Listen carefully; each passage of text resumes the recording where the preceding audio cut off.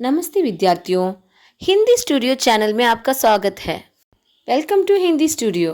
இன்றைக்கி நம்ம இஆர்சி தான் பார்க்க போகிறோம். ஆல்ரெடி பார்த்த ஏகாங்கி தேர்ட் ஏகாங்கி ஓட இஆர்சி 3 இஆர்சி நம்ம இதில் பார்க்க போகிறோம். வாங்க இப்போ நம்ம வீடியோக்குள்ளே போகலாம். निम्नलिखित वाक्यांशों का संदर्भ सहित व्याख्या कीजिए. व्याख्या कीजिए அப்படின்னா இந்த லைனை வந்து நம்ம இதுக்கு முன்னாடி இருக்கிற இன்சிடெண்ட் என்ன அப்படிங்கிறதுலேருந்து இதை வந்து நம்ம எக்ஸ்பிளைன் பண்ண போகிறோம். இந்த இன்சிடெண்ட் என்ன இன்சிடெண்ட், எந்த இடத்துல இதை வந்து இவங்க சொல்கிறாங்க அப்படிங்கிறது தான் இப்போ நம்ம பார்க்கலாம். ஃபர்ஸ்ட் क्वेश्चन பார்க்கலாம். लेकिन ऐसा हरगिज ना होना चाहिए कि तुम्हारे दोस्त का एक बाल भी बाक हो. जाओ देर பில்குல் நா கரே. இந்த டைலாக் யார் சொன்னதுன்னு பார்த்தீங்கன்னா, லெசனில் போய் ஏகாங்கி லெசனில் போய் பார்த்தீங்கன்னா இது வந்து பத்மாவதி தான் சொல்லியிருப்பாங்க. பேஜ் நம்பர் 41 அதில் வந்து இருக்குது பத்மாவதியோட டைலாக் இது. பிரசங்க் யஹ் கதன் न्याय की जीत शीर्षक एकांकी से दिया गया है. यह एकांकी अंग्रेजी के महान नाटककार विलियम शेक्सपियर के प्रसिद्ध नाटक मर्चेंट ऑफ वेनिस पर आधारित है. இதில் என்ன சொல்கிறாங்கன்னா, கத்தன் அப்படின்னா ஒரு ஸ்டேட்மெண்ட், அறிக்கைன்னு சொல்லுவாங்க இல்லையா. இந்த 2 லைனை தான் அப்படி சொல்கிறாங்க. போயத்தில் வர்றது வந்து நம்ம வந்து கவிதைன்னு சொல்கிறோம் இல்லையா, இதில் வந்து நம்ம ஸ்டேட்மெண்ட்டு. அதனால் இந்த லைன் வந்து எதில் வருதுன்னா நியாய்கி ஜீத் அப்படிங்கிற ஏகாங்கியில் தான் வருது அப்படின்னு சொல்கிறாங்க. இது வந்து வில்லியம் ஷேக்ஸ்பியரோட மர்ச்சன்ட் ஆஃப் வெனிஸ் அப்படிங்கிற ட்ராமாலேருந்து தழுவல், அந்த தழுவலான ஒரு ஏகாங்கி தான் இது. அடுத்து பார்க்கலாம். व्याख्या. वसंत के विवाह के सिलसिले में उसका मित्र आनंद कृष्णदास नामक लालजी कंजूस सेठ से रुपये मांगे गए. வசந்த் அவங்களோட கல்யாணத்துக்காக காசு இல்லை சொல்லிட்டு அவங்க ஃப்ரெண்டான ஆனந்த் கிட்ட கேட்குறாங்க காசு.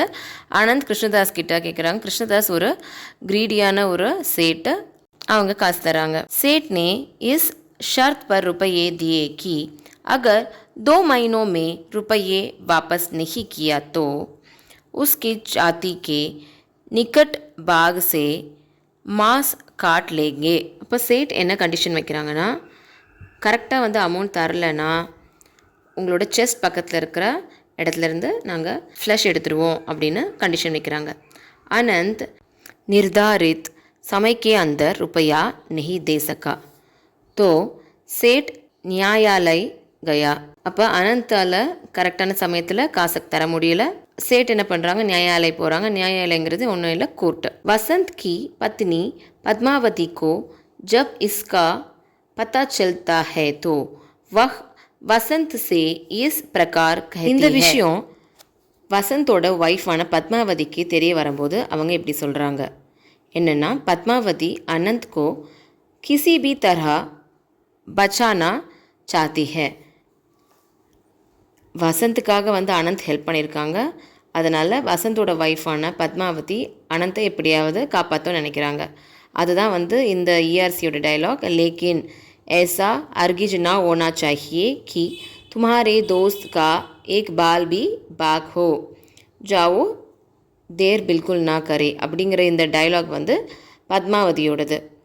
ஸோ என்ன பார்த்தீங்கன்னா, இந்த வியாக்கியாவுக்கு வந்து நம்ம ஜென்ரலாக வந்து அந்த இன்சிடெண்ட்டை நம்ம சொல்லணும்.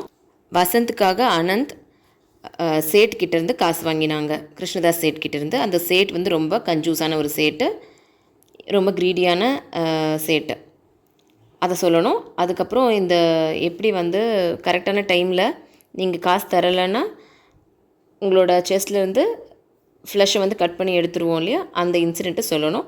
சொல்லிவிட்டு எப்படி இதுக்கு வந்து பத்மாவதி வந்து என்ன வந்து சொன்னாங்க வசந்த் கிட்ட அப்படிங்கிறத சொல்லணும். அவ்வளோதான். ஸோ நீங்கள் எஸ்ஏவை மெயின் எஸ்ஏவை படிச்சிருந்தாலே அதில் இருக்க இந்த பார்ட்டை நம்ம எடுத்து இதில் எழுதிடலாம், ஒன்றுமே பிரச்சனை கிடையாது. அந்த டயலாகை நீங்கள் புரிஞ்சுக்கணும், அவ்வளோதான். Next ERC. यदि इतनी भलाई आप इनके साथ करेंगे तो लोग आपकी ही तारीफ़ करेंगे. இது யார் சொன்னாங்கன்னு கெஸ் பண்ண முடியுதா? நம்ம வந்து லெசனோட இன்டீரியராக படித்தா தான் நம்ம நல்லா புரியும். இது வந்து பேஜ் நம்பர் 44 இருக்கிற டைலாகு வக்கீல் சொன்ன டைலாக். இதில் வக்கீல் நம்மளுக்கு இந்த ஸ்டோரியில் யாருன்னு தெரியும் இல்லையா? ஆமாங்க, பத்மாவதி தான் வந்து வக்கீல் இதில். ஸோ இந்த டைலாகும் வந்து பத்மாவதி சொன்னது தான். இப்போ பார்க்கலாம். प्रसंग यह कथन न्याय की जीत शीर्षक एकांकी से दिया गया है. यह एकांकी अंग्रेजी के महान नाटककार विलियम शेक्सपियर के प्रसिद्ध नाटक मर्चेंट ऑफ वेनिस पर आधारित है. இந்த லைன் வந்து நம்ம இதில் இருக்க 3 ERCக்குமே காமன் தான். சரிங்களா? இப்போ போகலாம். व्याख्या. वसंत के विवाह के सिलसिले में उसका मित्र आनंद कृष्णदास नामक लालची कंजूस सेठ से रुपये मांगने गया. सेठ ने इस शर्त पर रुपये दिए कि अगर 2 महीनों में रुपये वापस नहीं किया तो उसका शरीर के निकट भाग से मांस काट लेंगे. अनंत निर्धारित समय के अंदर रुपया नहीं दे सका तो सेठ न्यायालय गया. न्यायालय में वसंत की पत्नी पद्मावती वकील के रूप में आती है. वह कृष्णदास सेठ से इस प्रकार कहती है. இப்போ பார்த்தீங்கன்னா நம்ம ஏற்கனவே அதே இதுக்கு முன்னாடி இருக்க ERCயில் பார்த்தது தான். அந்த இன்சிடெண்ட் அப்படியே நம்ம சொல்லணும். வசந்த் வந்து கல்யாணத்துக்காக அனந்த் கிட்ட காசு கேட்டாங்க. அனந்த் வந்து இந்த லால்ச்சி கஞ்சூஸ் கிருஷ்ணதாஸ் சேட் கிட்ட காசு வாங்கினாங்க. அவங்க வந்து அதுக்கு ஒரு கண்டிஷன் வச்சாங்க. 2 months 2 महीनों 2 monthsக்குள்ளே நீங்கள் காசு கொடுக்கலன்னா அவங்கக்கிட்ட வந்து ஃப்ளஷை கட் பண்ணி எடுத்து, அதுதான் கண்டிஷன். அனந்தால் கரெக்டான டைமில் அந்த 2 monthsல காசு தர முடியலை. அதனால் சேட்டு நியாயாலயம் போகிறாங்க. நியாயாலயில் யார் வக்கீலாக வந்திருக்கிறது? பத்மாவதி தான் வக்கீலாக வந்திருக்கிறது. பத்மாவதி தான் இந்த டைலாக் சொல்கிறாங்க அப்படிங்கிறத நீங்கள் வந்து எழுதணும். அவ்வளோதான். 3rd क्वेश्चन பார்க்கலாம். राजदंड केवल पशुबल का चिन्ह है जिससे राजा का भय लोगों के दिलों पर छा जाता है, लेकिन दया का प्रभाव राजदंड से कहीं ज़्यादा है. இந்த டைலாக் யார் சொல்கிறதுன்னு பார்த்தீங்கன்னா, இதுக்கு முன்னாடி 2 பார்த்ததும் நம்ம பத்மாவதி வக்கீல். இதுலேயுமே வந்து வக்கீல் தான் வந்து இதை சொல்கிறாங்க. அது எந்த சுச்சுவேஷனில் சொல்கிறாங்கங்கிறத நம்ம பார்ப்போம். பிரசங் வந்து இதில் ஏன் பெருசாக இருக்குன்னா, பிரசங்கிறது அந்த சுச்சுவேஷன். இந்த சுச்சுவேஷன் எக்ஸ்பிளைன் பண்ணுறதுக்கு தான் இந்த क्वेश्चनिல் வந்து பிரசங் வந்து ரொம்ப பெருசாக இருக்குது. பார்க்கலாம். प्रसंग. ये वाक्य न्याय की जीत शीर्षक एकांकी से उद्धृत है. यह एकांकी अंग्रेजी के महान नाटककार विलियम शेक्सपियर के प्रसिद्ध नाटक मर्चेंट ऑफ वेनिस पर आधारित है. இந்த வாக்கியம் நியாய் கி ஜீத்துங்கிற தலைப்பு இருக்கிற ஏகாங்கிலிருந்து எடுக்கப்பட்ட வாக்கியம். இது வந்து ஆல்ரெடி பார்த்த மாதிரி வில்லியம் ஷேக்ஸ்பியரோட மர்ச்சன்ட் ஆஃப் வெனிஸ்ங்கிற நாடகத்தை பேஸ் பண்ணி தான் இந்த நியாய் கி ஜீத் எழுதியிருக்காங்க. अनंत अपने दोस्त वसंत की शादी के खर्च के लिए सेठ कृष्णदास से सूद पर ऋण लेता है. இது வரைக்கும் நம்ம வந்து அமௌண்ட்டை வந்து நம்ம வேறு வேர்டு தான் பார்த்துட்டு இருந்தோம். இப்போ ரின்னு பார்க்குறோம். சூதுனா லோனு, ரின்னுனா அந்த அமௌண்ட்டு. சரிங்களா? தொகை. கிருஷ்ணதாஸ் சேட் ஏக் லால்ச்சி சூத்கோர் ஆத்மி ஹே. இந்த மாதிரி ரொம்ப க்ரீடியான இன்ட்ரெஸ்ட் வாங்குகிற ஒரு ஆள்கிட்ட வந்து வசந்துக்காக நம்ம அனந்த் வந்து காசு வாங்கியிருக்காங்க. वह अनंत को इस शर्त पर ऋण देता है कि अगर अनंत 2 महीनों के अंदर रुपये वापस नहीं करता तो वह अनंत के छाती के निकट भाग से आधा सेर मांस काट लेगा. அப்போ அவங்க அனந்துக்கு என்ன மாதிரி கண்டிஷனில் வந்து காசு தந்திருக்காங்கன்னா, 2 மாதத்தில் காசுக்கு தரலைன்னா உங்களோட நெஞ்சு பக்கத்தில் இருந்து, நிக்கட் பாக் அப்படின்னா சாத்தினா செஸ்ட்டு, நிக்கட் பாக்னா அது பக்கத்தில், நிக்கட் பாக் சே ஆதா சேர்னா ½ பவுண்ட், மாஸ்னா மீட்டு, காட் லேகானா எடுத்துடுவாங்க, கட் பண்ணி எடுத்துடுவாங்க அப்படின்னு சொல்கிறாங்க. दुर्भाग्यवश आनंद निर्धारित समय पर ऋण वापस नहीं कर पाता है.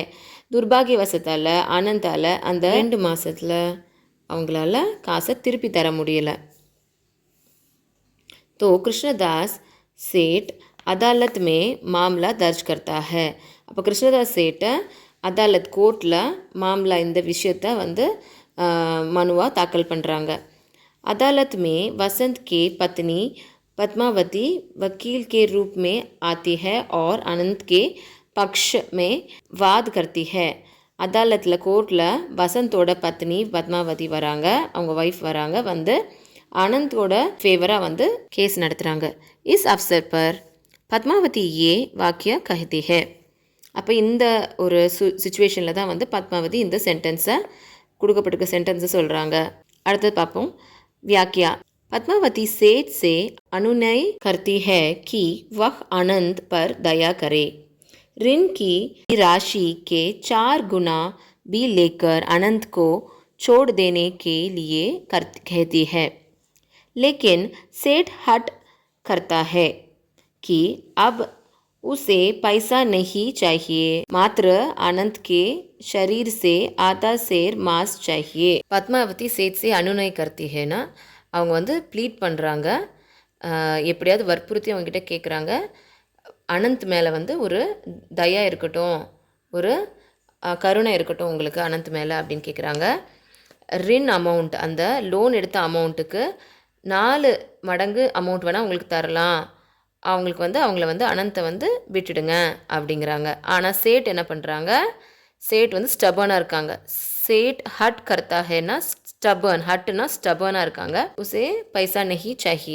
இப்போ அவங்களுக்கு வந்து காசு தேவை கிடையாது. என்ன தேவை, அனந்தோட செஸ்ட்லேருந்து என்ன தேவை, 1/2 பவுண்ட் ஃப்ளெஷ் மட்டும்தான் தேவை அப்படிங்கிறாங்க.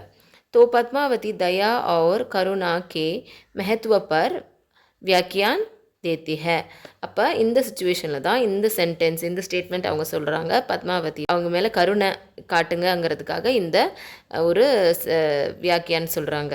கருணை தயாக்கு வந்து நம்ம விளக்கம் சொல்கிறது தான் வியாக்கியான்னு போட்டிருக்காங்க. பார்ப்போம். कहती है कि ராஜ்தண்ட் ஹிம்சா கா பிரதிக் ஹே. ராஜா கையில் வச்சுருக்காங்க இல்லையா அந்த கோல், அதுதான் வந்து ராஜ்தண்ட். அதை வைலன்ஸை இண்டிகேட் பண்ணுது. அது யஹ் भय दिखाकर लोगों को नियंत्रण पर रखने के लिए प्रयोग किया जाता है. இந்த ராஜ்தண்ட் மக்களுக்கு ஒரு பயத்தை ஏற்படுத்துறதுக்காகவும் அந்த கட்டுப்பாட்டில் வைக்கிறதுக்காகவும் பயன்படுது. இந்த அரசர் கையில் இருக்க அந்த ராஜ்தண்ட் கோல் இல்லையா. लेकिन दया ईश्वरीय गुण है और इसका प्रभाव राजदंड से अधिक है. ஆனால் தயாங்கிறது கருணைங்கிறது ஒரு கடவுள் போன்ற கடவுளோட ஒரு குணம். அது வந்து இந்த ராஜ்தண்டு ராஜா கையில் வச்சுக்க இந்த கோலை விட ரொம்பவே முக்கியமானது அப்படிங்கிறாங்க.